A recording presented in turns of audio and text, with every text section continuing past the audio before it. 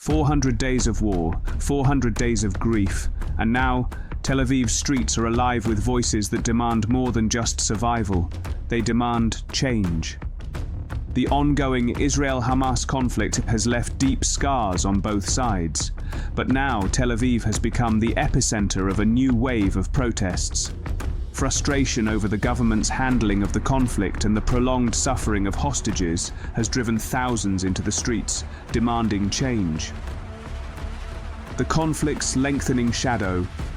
On October 7, 2023, logically, Hamas launched a surprise attack on southern Israel, killing over 1,200 people and abducting around 250.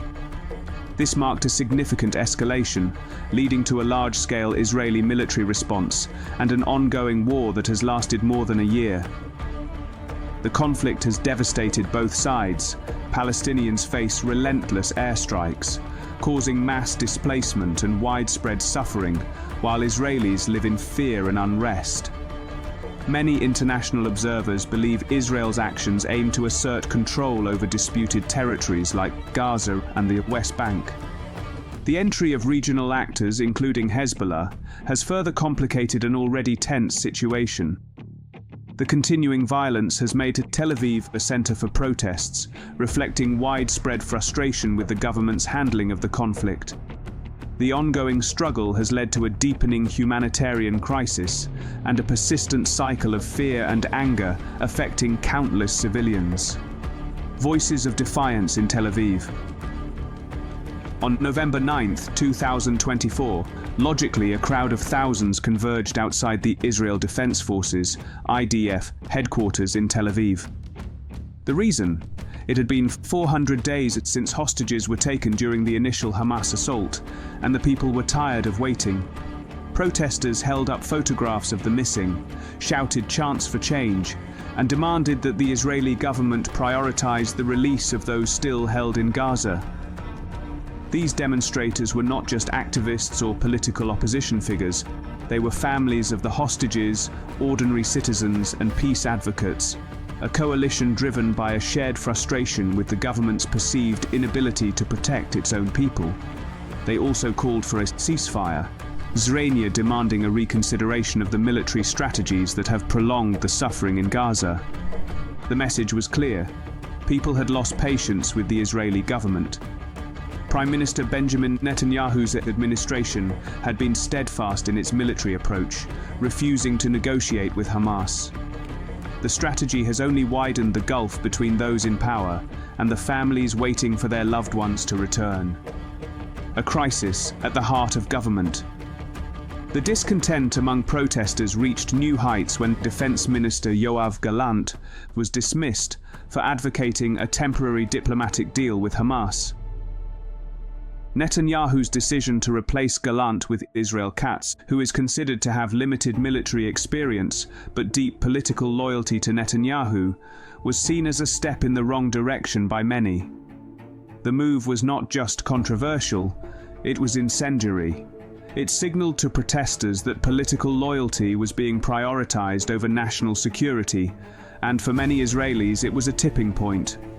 Protests have since spread beyond Tel Aviv, shaking the political landscape. What began as a demand for hostage negotiations has transformed into a full-blown challenge to the government's authority. The demonstrations are questioning whether the leadership has what it takes to bring Israel through this conflict intact, or if it is leading the nation into further peril. The international dimension. The international community watches this crisis unfold with growing concern and frustration. During a recent UN session, Prime Minister Netanyahu revealed a Greater Israel map that included disputed territories, signaling his stance against a Palestinian state. This raised fears of Israel's permanent denial of Palestinian sovereignty. The United States has urged Israel to provide more humanitarian access to Gaza, while President Biden warns of an impending disaster. Despite UN-backed aid pleas, military actions often impede relief. Qatar, previously mediating between Israel and Hamas, withdrew due to lack of progress, further complicating hopes for a ceasefire. International impatience grows as diplomatic paths become increasingly uncertain. Humanitarian consequences on both sides. The humanitarian toll of this prolonged conflict is immense. Yet many experts argue that labeling it merely a humanitarian crisis downplays the systemic violence endured by Palestinians, with some even calling it a genocidal campaign. Despite accusations of international law violations, the lack of sanctions against Israel has left many disillusioned with the UN's ability to deliver unbiased justice, especially with influential global allies involved. In Gaza, rising death tolls and tragic losses, such as the deaths of 3 young siblings, are now a grim reality. Hospitals are overwhelmed, forcing patients to seek treatment abroad. Meanwhile, in Israel, those near the Gaza border face the constant fear of rocket fire, with the psychological burden weighing heavily on families. Hostage families remain in painful uncertainty, their grief fueling protests in Tel Aviv. The conflict casts a long shadow over both societies, impacting their future generations. Looking ahead, demand for change. As the Israel-Hamas conflict reaches its 400th day, Tel Aviv's protests have become a symbol of the rising demand for change.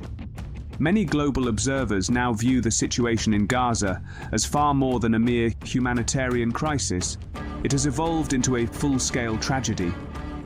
Palestinian civilians continue to suffer the most, caught in a conflict further intensified by strong backing for Israel from allies like the United States. Numerous voices argue that the simplest route to peace involves Israel ending its occupation and permitting Palestinian self-determination, a point that Palestinian leaders are ready to negotiate if genuine sovereignty is on the table. However, the current Israeli leadership shows little intention of relinquishing control or changing its strategic direction. The protests are no longer just a plea for the release of hostages. They are a call for a comprehensive overhaul of Israel's policies and an end to the recurring violence that has devastated both sides. Public sentiment increasingly clashes with Netanyahu's government, as citizens demand a more human-centered and practical solution to the crisis. Whether the government will heed these demands is uncertain, but what is clear is that the cries for change are growing louder and more impossible to ignore. The people of Tel Aviv are pushing for a future where war no longer defines their lives, and peace becomes a real possibility.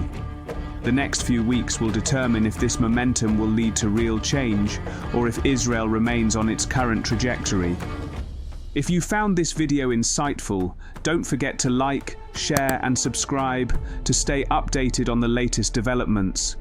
Let's keep the conversation going. Your voice matters.